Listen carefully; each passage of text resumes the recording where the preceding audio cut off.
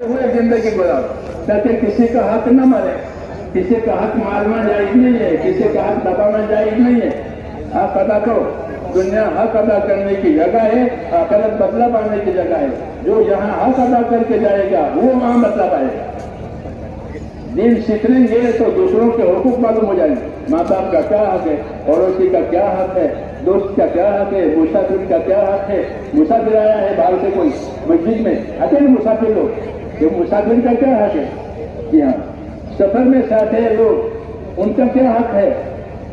सफर में साथ होते हैं पैसेंजर, पैसेंजर का क्या हक है। हमारा दीन अरे का हक बताएगा कि तुम्हारे साथ जो पैसेंजर है कि पैसेंजर के साथ एहसान करो, पैसेंजर के साथ एहसान करो।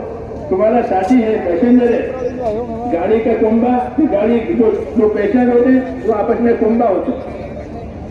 ये लोग पैसा एहसान करे। हमारा दीन सिखाता है कि आप मुसाफिरों के साथ एहसान करो, मुसाफिरों के साथ मत लड़ो।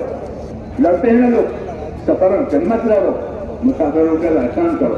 एहसान करोगे तो कि वो आपसे मोहब्बत करेगा। एक बताओ, मैं सफर कर रहा था, हमारी लाइन है रतलाम लाइन दिल्ली से, तो एक नौजवान सवार हुआ, तो जवान आदमी है, उसके बाजू में एक पर्स था, छोटा पर्स, बिस्तर नहीं, उसकी सीट है वो सामने वाली, तो कद लंबा, सीट छोटी और सर के चीजें रखने के लिए कुछ नहीं है, वो पर्स। तो उसको नींद नहीं आ रही थी, परेशान था। हमसे हम तो जमात वाले, हमारे तो बिस्तर भी है, तकिया भी है, चादर भी है, अल्लाह के बदलों का रहते, हमारे पास तो सब कुछ होता है। मैंने उसको तकिया दिया, मैं कहीं परेशान हो गया, मैं परेशान हूँ, मुझे नींद नहीं आ रही। मैं कही मैं दो तकिए थे, ये मेरा बिस्तर था, हम सब बिस्तर वाले हैं, अपना बिस्तर लेकर चलते हैं। एक तकिया उसको दिया, वो सो गया, बहुत इत्मीनान। सुबह रतलाम आया, हमारी लाइन है सूरत और भरूच और वगैरह, सुबह रतलाम आया, तो वहाँ फजर का वक्त होता है, तो हम नमाजें पढ़ते हैं। मैं तो अकेला था, तो मैंने रतलाम देखा, हाँ मैं कल रतलाम जा गया, नमाजी पढ़ूंगा, चाय भी पीऊंगा, चाय क्या माजी है। तो उसने देखा कि मैं जा रहा हूँ, कहाँ जा रहा हूँ, समय नमाज का फिर चाय का भी वक्त है कि नहीं आप चाय के लिए ले जाएंगे, मैं चाय लाऊंगा, मैं चाय लाऊंगा। तो वो जवान था, मैं तो मेरे भागा और जाके चाय के लिए। ये चाय क्यों लाया कि हमने उसके साथ एहसान किया, तो एहसान के जवाब में एहसान आया। इसको अखलाक कहते हैं, हक अदा करना कहते हैं कि एहसान करोगे तो एहसान देखोगे, नुकसान करोगे तो नुकसान देखोगे। किसी का नुकसान किया तो वो नुकसान करेगा, और किसी का एहसान किया है तो वो एहसान करेगा। हमको हमारे दीन ने ये सिखाया है कि दूसरों के साथ एहसान करो, अपना हो, पराया हो, मुसलमान हो, गैर मुसलमान हो, एहसान करो अल्लाह के बंदों के साथ, अल्लाह के बंदों के साथ भलाई करो। जब तुम जमीन वालों पर रहम करोगे तो आसमान वाला तुम पर रहम करेगा।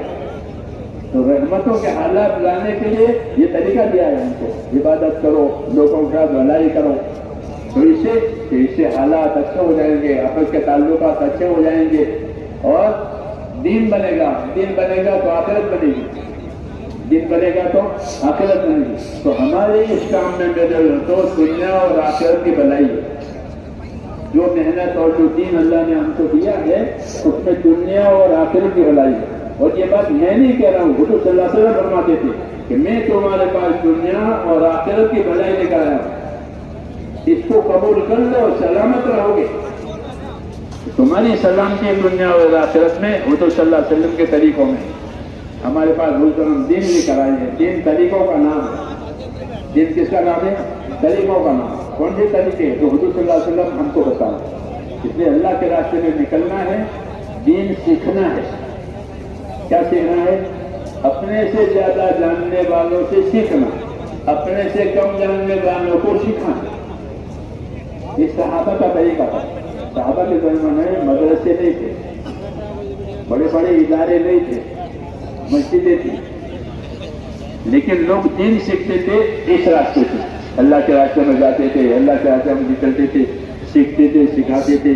जहाँ जाते थे वहाँ वालों को दावत देते थे, वो दावत कबूल करते थे तो वहाँ ठहर जाते थे और ठहर करके उनको दीन सिखाते थे।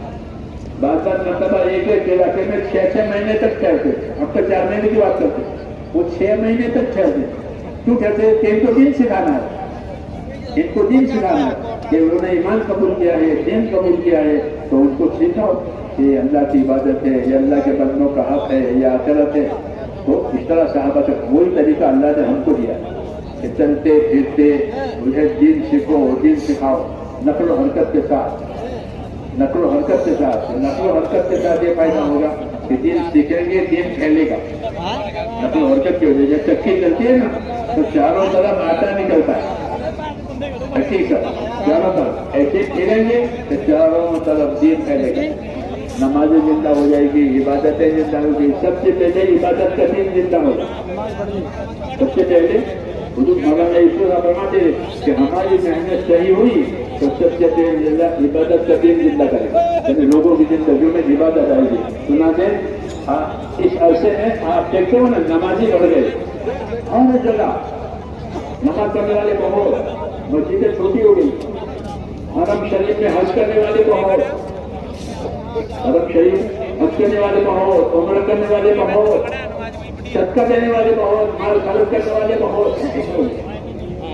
عبادت کا دین زندہ ہوا، ایک نقد مثال ہوگی کہ اگر یہ محنت صحیح ہوئی تو اللہ پہلے عبادت کا دین زندہ کرے گا، یہ ہوا۔ اور محنت ہوگی تو کاروبار کا دین بھی صحیح ہو جائے گا، سماج اور دوسروں کے ساتھ زندگی گزارنے کا دین بھی صحیح ہو جائے گا، آپس کے تعلقات بھی صحیح ہو جائیں گے۔